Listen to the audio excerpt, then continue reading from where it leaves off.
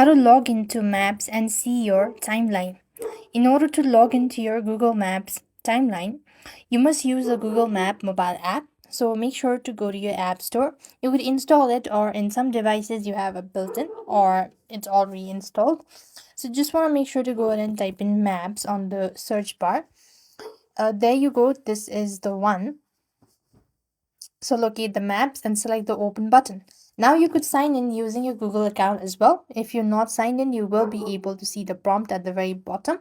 Now what next you want to do is simply tap the profile at the very top right. Then you have these your timeline section. Simply want to make sure to go ahead and select it so. And this is how you could go ahead and view your history day by day summaries. You could also switch between tabs like places, cities, or world to see the categorized summary of where you have been.